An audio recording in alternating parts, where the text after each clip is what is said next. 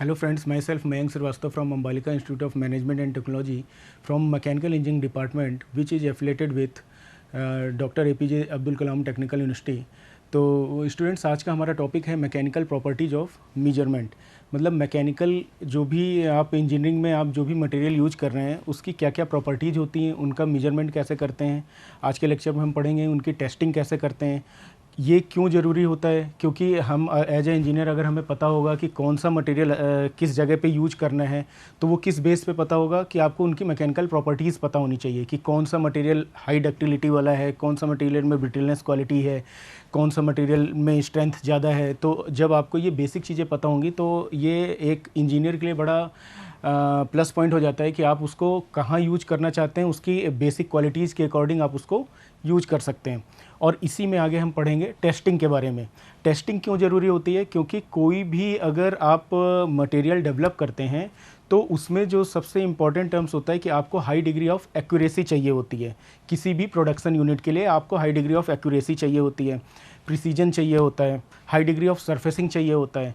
तो किसी भी प्रोडक्ट में ये सारी क्वालिटी अगर आपको इनकलकेट करनी है या इम्प्रूव करनी है या लेकर के आनी है, तो वो सबसे इम्पॉर्टेंट टर्म हो जाता है कि पूरी बेसिक टेस्टिंग के साथ वो मटेरियल मार्केट में लॉन्च हो।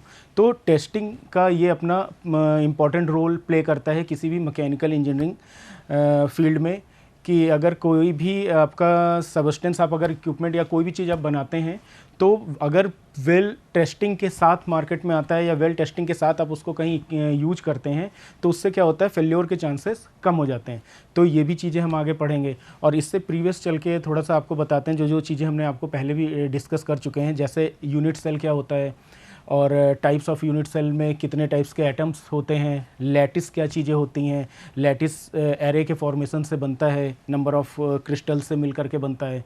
और उसके बाद फिर आपको एटॉमिक पैकिंग बताया कि एटॉमिक पैकिंग में कैसे कैसे आपके एटम्स पैक होते हैं। इससे आपको ये पता चल जाता है कि कितना एरिया आपको चाहिए किसी भी चीज़ के लिए। और उसके बाद फिर और आगे आपको अब मिलर इंडिसेस के बारे में बताया। मिलर इंडिसेस में हमने आपको बताया 1 बाय 1 की आपको एड्रेस पता करना होता है कि मान लीजिए आपका लैटिस है और उस लैटिस में किस जगह पर आपका कौन सा इक्विपमेंट है या किस जगह पर फेल्योर आ रहा है, कौन से एटम में फेल्योर आ रहा है, वो आपको पता करना है। तो कोऑर्डिनेट आपको पता है, मान लीजिए 2D में आपको कोई कोऑर्डिनेट दिया गया है, अब आपको एक्स और वाई में कोऑर्डिनेट पता है, तो उसके बाद आप उसमें कोऑर्डिनेट सिस्टम को फॉलो करके आप फेल्योर निकालते हैं। तो ये हमने मिलर इंडिसेस में बताया था। फिर उसमें 2D के कुछ एग्जांपल दिए थे।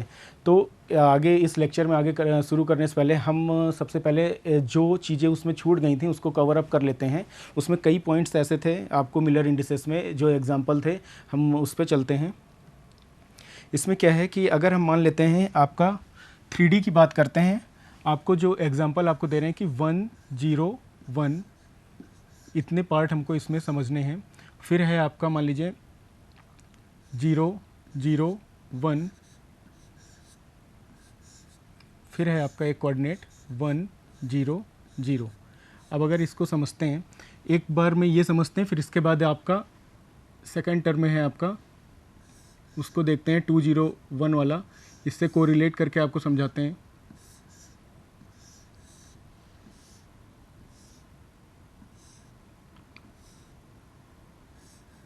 ये x है आपका, ये y पॉइंट है और ये आपका z पॉइंट है।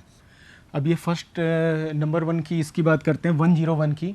तो 101 से आपको क्या पता चल रहा है, हमने आपको बताया था कि x और y अगर बीच में सेंटर पे 0 है, इसका मतलब क्या है, y वाला 0 है और x और z वाले प्लेन के बीच में ये आपका लाई करेगा। अब एच के एल जो होता है, मिलर इंडिसेस निकालने के लिए आप क्या करते हो, इसका इन्वर्स लेते हैं। तो जब आप एच के एल के फॉर्म में अगर इसका इन्वर्स लेते हैं तो h में क्या हो गया 1/1, तो 1 आ गया। फिर 1/0 इन्फाइनाइट आ गया। फिर z में क्या हो गया 1/1, तो 1 आ गया। तो इसका मतलब आपको क्या पता चला कि आपका ये x और z में प्लेन आपका कहीं पे बनेगा। अब आते हैं टॉपिक पे। जैसे मान लीजिए आपका x में आप यहाँ पर, ये आपका ओरिजिन है, यहाँ से आपने x पे आप 1 यूनिट मूव करे और उसके बाद क्या हुआ, y आपका 0, यहाँ पे आप कहीं नहीं गए, और उसके बाद z पे आप 1 यूनिट फिर मूव करें। तो इसमें जो आपका प्लेन मिलेगा वो आपको यहाँ से यहाँ मिलेगा 1 यूनिट का। इसमें करते क्या है, आप ये पैरेलल ले लेते हैं, पैरेलल प्लेन लेते हैं, तो ये आपको जो प्लेन मिलेगा वो ये वाला प्लेन मिलेगा। और इसके लिए आपका ये प्लेन ये वाला आएगा। तो जब भी एक्स और जेड के बीच में प्लेन बनेगा तो ये वाला मिलर इंडिसेस का प्लेन आपको मिलेगा। अब अगर सेकंड केस में बात करते हैं आप 110 की बात अगर करते हैं, यहाँ पर 110 होगा आपका, 110 के केस की बात करते हैं तो उस केस में क्या होगा आपका,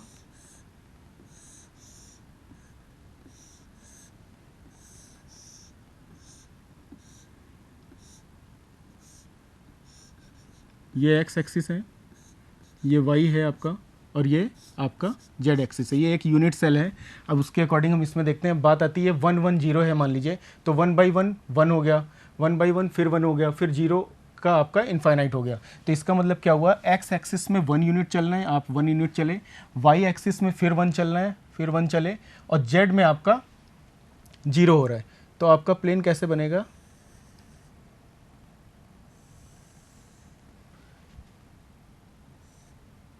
तो इस केस में अगर मिलर इंडिसेस को फॉलो करते हुए आप देखोगे तो आपको ये वाला प्लेन मिलेगा। ये आपका कौन सा प्लेन होगा, 110 का, 110 का। फिर बात करते हैं आप लास्ट की कि 011 के अगर केस में बात करते हैं, 011 इसको पहले हम डिस्कस कर चुके हैं, अब आपको इसके बारे में बताते हैं। 011 के केस की बात अगर करते हैं तो इसमें मान लीजिए आपका एक यूनिट सेल ऐसे है,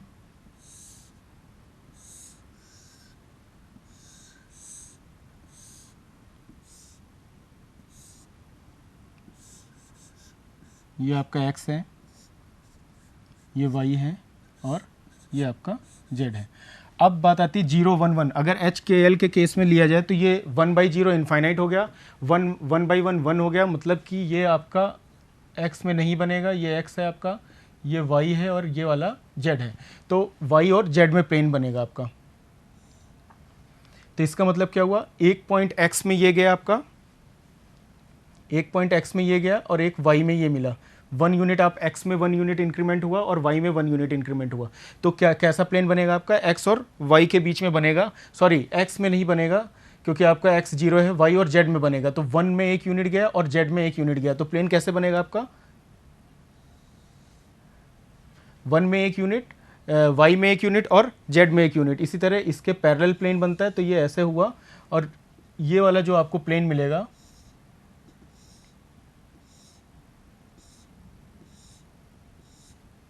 वो इस केस में आपका 001 के केस में आपको जो प्लेन मिलेगा वो ये मिलेगा। ठीक है, अब बात आती है सेम इसी में आप अगर 2 की बात कर लें, 202 कहीं पे लिखा हो तो उस केस में कैसा प्लेन बनता है, हमने आपको पहले बताया कि HKL की वैल्यू में इन्वर्स ले लेते हैं। अगर 2 लिखा है तो 1/2 हो जाएगा। 1/2 मतलब क्या हो गया, x की डायरेक्शन में आपका इंक्रीमेंट हाफ हुआ, मतलब 0.5, और y की डायरेक्शन में आपका इनफाइनाइट हुआ, मतलब कुछ नहीं होगा, और z की डायरेक्शन में भी फिर 0.5 हुआ, z की डायरेक्शन में भी यही हुआ। अगर इस केस में आप देखेंगे तो वो कैसा बनेगा आपका, एक यूनिट सेल आपने बनाया,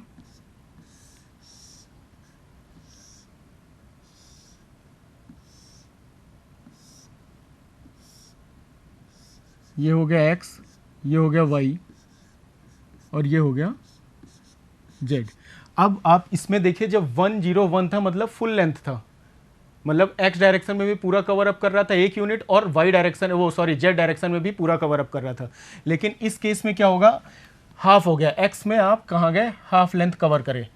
यहाँ पर मान लीजिए कोई पॉइंट आपको मिला है, x में हाफ यूनिट आप आए, मतलब प्लेन आपका हाफ दूरी कवर करा। उसके बाद क्या हुआ आपका, y में कुछ नहीं कवर करेगा और z में भी आपका हाफ कवर करेगा, z में भी आपका ये हाफ कवर करा। तो इस केस में आपका x में यहाँ पर हाफ और z में यहाँ पर हाफ, तो जो आपका प्लेन बनेगा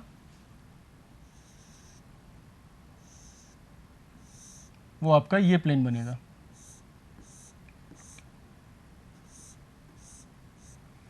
तो ये 202 की बात हो गई। अब इसी तरह अगर आप 220 की बात करें, 220 मतलब फिर से वही वैल्यू, HKL में अगर लेंगे तो इसका इन्वर्स हो जाएगा 1/2, 1/2 और 0 का 1/0। तो इस केस में क्या हो गया, 0.5, 0.5 और ये भी आपका ये इन्फिनिटी। अब ये क्या हुआ, ये आपका वैल्यू मान लो x है आपकी, ये आपकी वैल्यू y है और ये क्या है z है। तो इसका क्या मतलब हुआ कि x और z में, जैसे यहाँ पर आप x और z में फुल गए थे, ये पूरा z यहाँ तक आए थे और x में पूरा फुल वेरिएशन हुआ था, पूरी यूनिट गए थे, इसी तरह इसमें क्या होगा, हाफ में जाएंगे।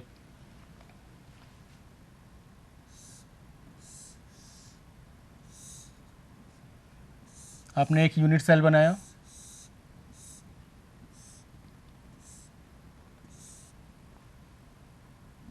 ये आपका x है, ये आपका y है और ये आपका z है। अब इसके अकॉर्डिंग आप x में कहाँ गए, ये हाफ पे गए। जैसे यहाँ पर x में फुल गया था, आप यहाँ पर हाफ पे गए। y में कहाँ गए, ये y है, y में भी आप इसके इंक्रीमेंट पे हाफ पे आए। मान लीजिए ये पॉइंट हाफ पे है, तो आप क्या करोगे, x और y में बनेगा। तो वो इस बार कैसे बनेगा, यहाँ से यहाँ,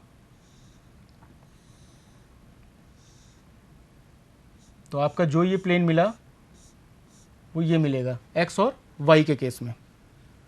उसके बाद अगर इसी तरह 0, 1, 1 के का जब आप हाफ करोगे 0.5, 0.5, तो वो तीसरा बनेगा। तो इस तरह से आपका ये कुछ एग्जांपल जो रह गए थे पिछले लेक्चर में वो हमने इसमें कवर अप करे। अब आते हैं मैकेनिकल टेस्टिंग में। बेसिकली जो टेस्टिंग होती है वो 3 टाइप की होती है जो आपके इसमें यूज करते हैं, होती तो और भी है, लेकिन जो आपके सिलेबस के अकॉर्डिंग जो कवर अप करना है उसमें आपका टेंसाइल टेस्ट है, कंप्रेसिव टेस्ट है और टॉर्सन टेस्ट है। तो ये 3 टाइप की टेस्टिंग होती हैं जो कि परफॉर्म करना होता है किसी भी मटेरियल पे उसकी एक्यूरेसी को देखने के लिए या उसमें हाई डिग्री ऑफ एक्यूरेसी पाने के लिए। Why testing is required. Engineering application में अगर देखा जाए तो कोई भी एक काम के लिए कोई भी मटेरियल नहीं बनता है, नंबर ऑफ उसके एप्लीकेशंस होते हैं किसी भी मटेरियल के। तो उनमें जितने नंबर ऑफ एप्लीकेशन होंगे या कोई भी मटेरियल को जहाँ जहाँ यूज करना होगा उसमें उसके अकॉर्डिंग स्ट्रेंथ प्रोवाइड करना पड़ेगा। फॉर एग्जांपल आप देखो, engineering application of materials can be counted on the fingers, not can be counted in a finger. मतलब इतना ज़्यादा एप्लीकेशन होता है कि आप उनको फिंगर्स पे काउंट नहीं कर सकते हैं। Different properties are desired for different utilities. हर यूटिलिटीज़ मतलब जहाँ पर इसका यूज है उसके अकॉर्डिंग उसमें अलग अलग प्रॉपर्टीज़ चाहिए होती हैं। जैसे कहीं पर इलास्टिसिटी चाहिए होगा, कहीं स्टिफनेस चाहिए होगा, कहीं पर रेजिलेंस चाहिए होगा, कहीं डक्टिलिटी की प्रॉपर्टीज़ चाहिए होगा कि, और कहीं पर हार्डनेस एंड टफनेस की प्रॉपर्टीज़ चाहिए होगा। तो इतनी सारी प्रॉपर्टीज़ जो चाहिए होती हैं उसके कारण ही आपको उनकी प्रॉपर्टीज़ के बारे में पता होना चाहिए, उनके ऊपर जो भी टेस्टिंग करना है उसके बारे में आपको पता होना चाहिए। तो अब जैसे इलास्टिसिटी है, is desired for the precision machine. Elasticity जो है मशीनिंग की प्रिसीजन के लिए यूज करते हैं, तो वहाँ पर इलास्टिसिटी की क्वालिटी होनी चाहिए।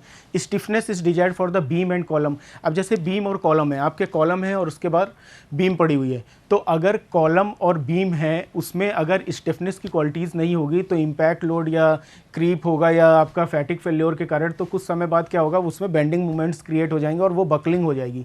तो स्टिफनेस का क्या यूज होता है कि वो शॉक को एब्जॉर्व करता है और उसके बाद उसको रजिस्ट करने की उसमें क्वालिटी इंप्रूव करता है। तो ये स्टिफनेस होती है। ये आपको हमने पहले भी बताया था, जैसे आपका स्प्रिंग होता है तो स्प्रिंग में मान लीजिए पेन का स्प्रिंग है, उसमें कम स्टिफनेस होगी इन कंपेरिजन टू आपकी कोई भी ट्रेन के केस में अगर देखें तो उसमें स्टिफनेस उनके कॉइल स्प्रिंग में ज़्यादा स्टिफनेस होती है। तो ये आपकी स्टिफनेस की क्वालिटीज़ होती है। अब अगर ये चाहिए तो टेस्टिंग करना होगा कि आपको क्या क्या चीज़ें किस किस मटेरियल में चाहिए होगा।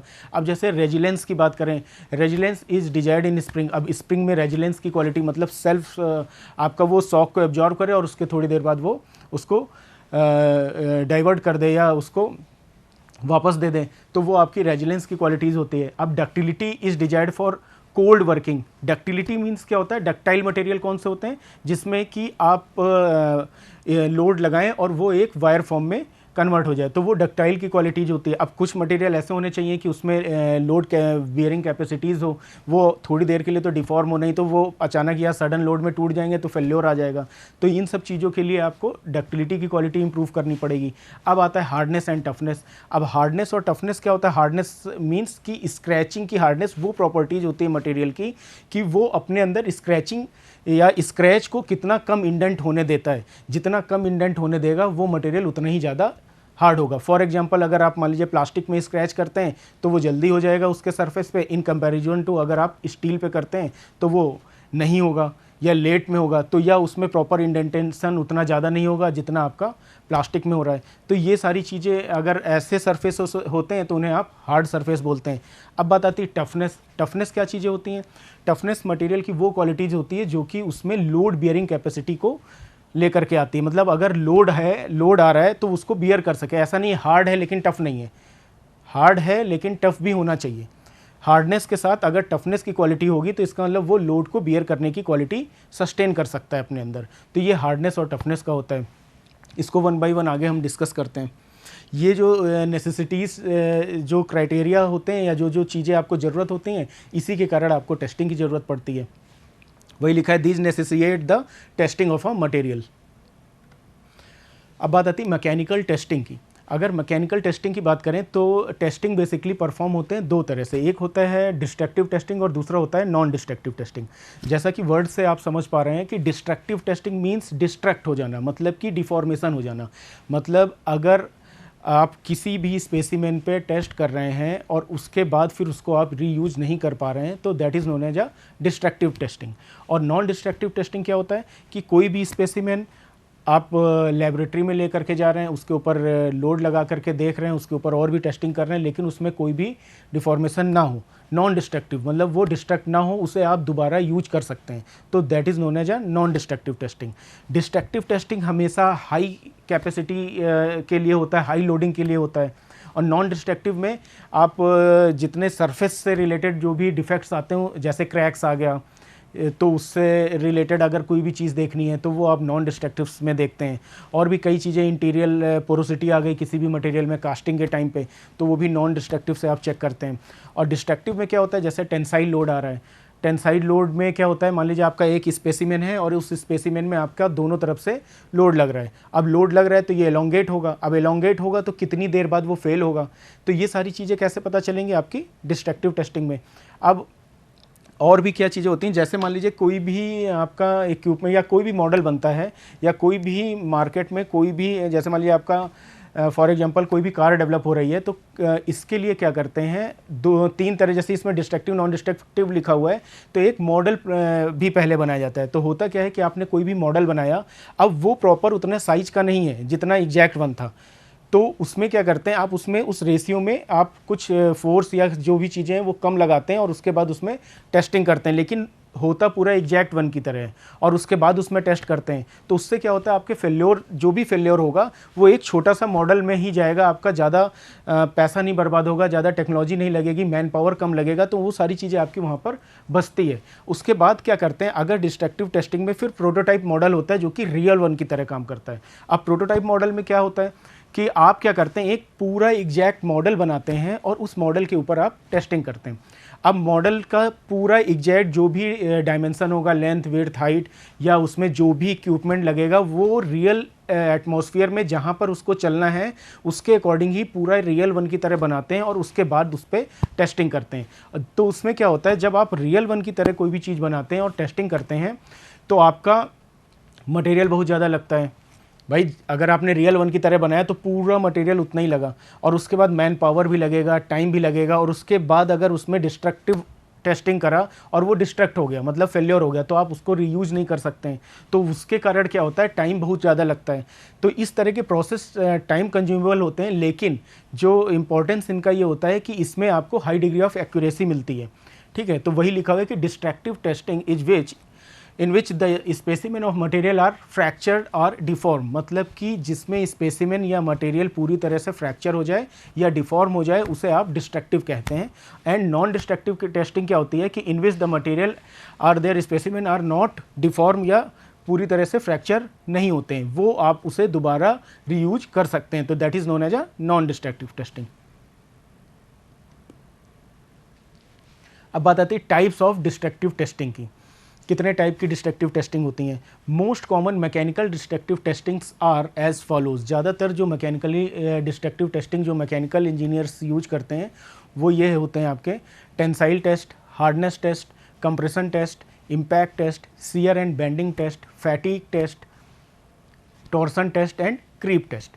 तो ये जितने आपके 8 टाइप्स के टेस्ट लिखे हुए हैं, ये डिपेंड करता है कि लोड के ऊपर, कौन से मटेरियल पे कैसा आप लोड दे रहे हैं। अब जैसे मान लीजिए कोई मटेरियल है, स्टील की बार है, आप उसमें टेंसाइल लोड दे रहे हैं, तो जब टेंसाइल लोड दे रहे हैं तो एलोंगेशन होगा। अब एलोंगेशन होगा तो क्या होगा, उसमें नेक फॉर्मेशन होता है, नेक फॉर्मेशन के बाद वो फेल्योर होता है। तो ये जो नेक फॉर्मेशन हो रहा है, फिर फेल्योर हो रहा है, फिर क्या होता है, पहले क्रैक्स आते हैं या पहले छोटे वॉइड्स आते हैं, उसके बाद उसमें क्रैक आता है, फिर क्रैक प्रोपोगेशन होता है, प्रोपोगेट होते हैं मतलब और बढ़ते हैं, फिर उसके बाद एक समय ऐसा आता है वो फ्रैक्चर होता है। तो ये जो चीज़ें हैं इसको आप टेंसाइल टेस्ट के थ्रू निकालते हैं, यूटीएम मशीन का यूज करते हैं, उसके थ्रू निकालते हैं। तो इसमें जब आपने टेंसाइल लोड दिया तो टेंसाइल लोड के कारण जहाँ जहाँ जो जो मटेरियल में डिफॉर्मेशन आएगा, मटेरियल का डिफॉर्मेशन जो है वो आप सेम टेक्निक के थ्रू देखते हैं।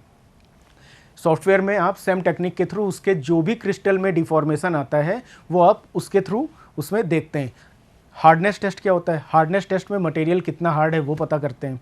कंप्रेशन टेस्ट की बात अगर करें तो कंप्रेशन टेस्ट में जिस तरह जैसे ये आपका मटेरियल था, अगर इसमें टेंसाइल लोड लगा रहे हैं तो एलोंगेट हुआ, और अगर आप कंप्रेस कर रहे हैं, मान लीजिए इसको कंप्रेस कर रहे हैं, कंप्रेस क्यों करा जाता है, वॉल्यूम को कम करने के लिए। वॉल्यूम कम हो जाएगा मटेरियल का तो क्या होगा, कम स्पेस लेगा। जैसे बड़ी बड़ी इंडस्ट्री में आप देखो जो उनका जैसे प्लास्टिक की जो आप कोल्ड ड्रिंक्स की बॉटल्स प्लास्टिक की निकलती हैं, अब अगर उनको वापस लेके जाते हैं तो क्या करते हैं, बड़े बड़े मशीनों में आप उसको कंप्रेस करते हैं। कंप्रेस करने से क्या होता है, खूब सारे आपके जितनी भी मटेरियल है वो एक छोटे से वॉल्यूम में आ जाता है और उसके बाद ट्रांसपोर्टेशन में इजी होता है। तो जैसे कंप्रेस कर रहे हैं, अब कंप्रेशन में भी आपका ये देखा जाएगा कि जब आप चीज़ों को कंप्रेस करते हैं तो कितनी देर बाद उसमें डिफॉर्मेशन आता है, कितने लोड बाद डिफॉर्मेशन आता है, कितना लोड लगाने पे डिफॉर्मेशन स्टार्ट हो जाता है। अब डिफॉर्मेशन इसमें क्या होता है, स्वेल होता है। अगर आप सोचिए यहाँ पर ये आपका लोड लग रहा है और ये भी लोड लग रहा है, और ये क्या होगा, तो यहाँ पर मटेरियल आपका स्वेलअप होगा, तो जो स्वेलअप होगा वो डिफॉर्मेशन होगा। यहाँ कंप्रेशन के टेस्ट कंप्रेशन में वो चीज़ें चेक करी जाती हैं कि कैसे कैसे डिफॉर्मेशन आता है। इम्पैक्ट में क्या होता है, इम्पैक्ट में अगर कोई सडन लोड आ रहा है, आप मान लीजिए कोई भी इक्विपमेंट है उसमें सडन लोड आ रहा है, तो उसमें कितना देर तक स्ट्रेंथ है वो उसको बियर कर सकती है विदाउट फ्रैक्चर लिमिट, तो उसे आप इम्पैक्ट टेस्ट में देखते हैं। अब सीयर में क्या देखते हैं, सीयर या बेंडिंग टेस्ट में, सीयर में जो सबसे इंपॉर्टेंट टर्म होता है आपका, जैसे ये आपका कोई भी सरफेस है या कोई भी मेटल है, अब इसमें जब आप सीयर फोर्स लगाते हैं तो फोर्स का डायरेक्शन अलाइन नहीं होना चाहिए। अलाइन मीन्स होता क्या है, सेम डायरेक्शन, मतलब ये दोनों फोर्स एक ही डायरेक्शन में एक ही एक्सिस पे लग रहा है। लेकिन इसमें क्या होता है, एक्सिस चेंज होता है, अलाइन डायरेक्शन नहीं होना चाहिए, एक इधर से लग रहा है एक इधर से लग रहा है। तो उससे क्या होता है, एक फोर्स आपने लेफ्ट से राइट की तरफ लगाया और एक फोर्स राइट से लेफ्ट की तरफ लगाया, तो क्या होगा, आपका मटेरियल में प्लेन में सीयरिंग स्टार्ट होगी। तो वो जो सीयरिंग होती है उसे सीयर टेस्ट के थ्रू आप निकालते हैं कि कौन सा प्लेन कहाँ पर डिफ्लेक्ट होता है। एक्चुअली जो हमने आपको बताया था जैसे मिलर इंडिसेस में भी कि क्रिस्टल जो भी फॉर्म होते हैं वो या तो पार्टिकल रीइंफोर्समेंट के थ्रू या आपके फाइबर रीइंफोर्समेंट के थ्रू होते हैं। अब पार्टिकल और फाइबर रीइंफोर्समेंट के थ्रू जब भी मटेरियल आपका बनता है तो उसमें जब भी डिफॉर्मेशन होता है वो डिपेंड करता है कि मटेरियल किस क्रिस्टल के अकॉर्डिंग, किस क्रिस्टल के वेल मैनर्ड पैटर्न में अरेंज है, उसके अकॉर्डिंग उसमें लोड के अकॉर्डिंग उसमें आपका फेल्योर आता है। अब अगर जैसे मान लीजिए सीयर का केस लेंगे तो हमेशा आपका सीयरिंग मतलब एक प्लेन आपका सीयर होगा, तो उसके कारण जो भी डिफॉर्मेशन आता है उसे सीयर टेस्ट के थ्रू निकालते हैं। अब अगर बेंडिंग की बात करें तो बेंडिंग के केस में क्या होता है, आपका मान लीजिए आपका ये कोई भी पार्ट है, अब आप इसमें दोनों तरफ से फोर्स लगा रहे हैं, ये यहाँ से बेंड हो रहा है, या ये दोनों तरफ से हिंज है और आप सेंटर से कोई भी लोड दे रहे हैं तो यहाँ पर बेंडिंग होगा। तो ये जो बेंडिंग होगा तो इसमें आपका एक्सिस के 90 डिग्री पे जो भी लोड आ रहा है तो उसके इफेक्ट के कारण बेंडिंग आता है। फैटिक की बात करें, फैटिक टेस्ट में क्या होता है, फैटिक टेस्ट में क्या होता है कि कोई भी मटेरियल जो होता है उसमें एक कांस्टेंट लोड लगा करके फैटिक आपका रिसाइक्लिक होता है। रिसाइक्लिक लोडिंग में जो भी फेल्योर आता है वो आपका फैटिक टेस्ट में देखा जाता है। जैसे कोई भी इक्विपमेंट है, अब मशीन का कोई भी पार्ट है, आपने उसको अगर कहीं पर भी लगाया है और उसमें एक ही तरह के प्रोसेस आ रहे हैं तो नो डाउट उसमें एक स्टैटिक लोड भी आएगा, डायनेमिक लोड भी आएगा, जर्क्स भी आएंगे, वाइब्रेशन भी आएगा। अब कहीं पर भी मान लीजिए कोई मटेरियल है या आपका मान लीजिए लेथ का बेड है, वहाँ पर कहीं पर भी एक क्रैक्स इनकलकेट हो चुका है पहले से ही। अब क्या हुआ, आपने फैटिक टेस्ट में करा क्या, उसमें बार बार आप एक ही जगह पे बार बार वही प्रोसेस हो रहा है, तो क्या होता है, साइक्लिक प्रोसेस जब भी होता है तो वो अगर जरा सा भी क्रैक है तो वो क्या होता है, बढ़ता चला जाता है। तो एक समय ऐसा आता है कि वो फेल्योर होता है, तो वो आपका साइक्लिक लोडिंग में शो ऑफ होता है। टॉर्सन टेस्ट में क्या होता है, टॉर्सन टेस्ट में जो भी बार होगा आपका या जो भी सबस्टेंस होगा उसमें आप टॉर्क लगाते हैं। तो जो टॉर्क के कारण जो इम्पैक्ट आता है या मटेरियल में जो भी फेल्योर आता है उसको अगर चेक करते हैं या टेस्ट करना होता है तो आप उसमें टॉर्सन टेस्ट का यूज करते हैं। इसी तरह क्रीप में अगर देखा जाए, क्रीप में क्या करते हैं, कोई भी मटेरियल होता है उसमें एक कांस्टेंट लोड लगा करके डेफिनेट या लॉन्ग पीरियड ऑफ टाइम के लिए छोड़ देते हैं और उसके बाद भी इसमें डिफॉर्मेशन आता है, तो इसमें भी परमानेंट डिफॉर्मेशन आता है। तो ये आपका क्रीप टेस्ट होता है। इसमें क्या होता है, जैसे आपका रूम की छत है, आपने बना दिया और उसके बाद 10 साल 15 साल 20 साल बाद वो फेल्योर होगा, तो वो क्या हुआ, एक कांस्टेंट लोड लगा लंबे समय तक के लिए for a long period of time, तो वो क्या हो गया, क्रीप के अंदर आ गया। तो जितनी भी चीज़ें आपको बताई 1 से लेकर 8 तक, tensile test, hardness test, compression test, impact test या सीयर और बेंडिंग और फैटिक और टॉर्सन और क्रीप की बात करें, तो ये जितने भी टेस्ट आपको बताए इसमें क्या होता है, परमानेंट डिफॉर्मेशन होता है।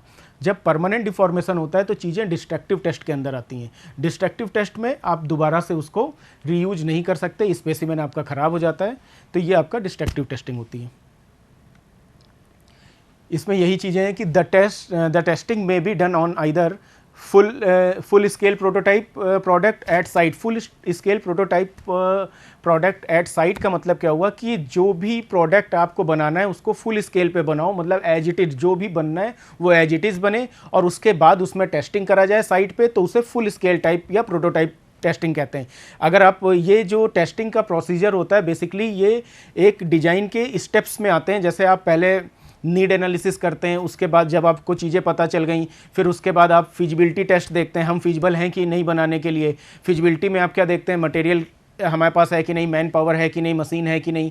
तो ये सारी चीज़ें जब आपकी हो जाती फिर आप टेक्निकल इशूज़ देखते हैं। उसके बाद अगर आपको लगता है सारी चीज़ें सही हैं तो और आप आगे क्या करते हैं, प्रोसेस शुरू करते हैं। तो उसमें क्या होता है, फिर आपने मटेरियल बनाया, उसके बाद फिर क्या करते हैं, उसके टेस्टिंग करते हैं। अब टेस्टिंग जो भी जैसे आप सॉफ्टवेयर पे करते हैं, तो जब सॉफ्टवेयर पे करते हैं तो आपका ये सारी चीज़ें सब कुछ सॉफ्टवेयर पे होता है, लेकिन एग्जैक्ट वन और रियल वन की तरह एक बार बनाकर मास प्रोडक्शन से पहले देखा जाता है। जब आप मास प्रोडक्शन से पहले इसको बना करके इंसिस्ट हो जाते हैं एज ए इंजीनियर, तब आप क्या करते हैं, उसको मार्केट में लॉन्च करते हैं। तो ये बेसिक टेस्टिंग प्रोसीजर होते हैं जिसमें आपको प्रोटोटाइप मॉडल बनाना होता है। प्रोटोटाइप का मतलब ही होता है कि रियल वन की तरह काम करे, उसी एटमॉस्फेयर पे काम करे। जैसे आपका एरोप्लेन है तो आप क्या करोगे, आप पहले उसका प्रोटोटाइप बनाओगे जैसा, लेकिन आज की डेट में अगर उसका प्रोटोटाइप बना के टेस्ट करोगे तो बहुत महंगा पड़ेगा। तो अब की डेट, आज के टाइम पे क्या हो गया, इतने अच्छे अच्छे सॉफ्टवेयर आ गए कि आप सारे उसके पार्ट्स सॉफ्टवेयर पे बनाते हैं और उसके बाद उस पर ही उसकी टेस्टिंग करते हैं। उसके बाद एक बार उसको उस पर ही सिमुलेशन करते हैं। सिमुलेशन मतलब उसी पे ही उसको चला करके देखते हैं और उसके बाद वो आगे मैन्युफैक्चरिंग के लिए जाता है। अगर कोई डिफेक्ट होता है तो फिर से उसमें प्रोसेस करते हैं। अब small scale specimen in laboratory की अगर सेकंड पॉइंट देखा जाए टेस्टिंग का, कि small scale specimen in laboratory, या तो पूरा बनाओ और या तो छोटा सा पार्ट उसी मटेरियल का ले करके जिसको आप स्पेसिमेन बोलते हैं, उसमें सेवरल टाइप की आप टेस्टिंग कर लो। ये जैसे कंप्रेशन टेस्ट दिखाया गया, इसमें देखिए आप बकलिंग के प्रोसेस आ रहा है, स्वेलअप हो रहा है यहाँ पर।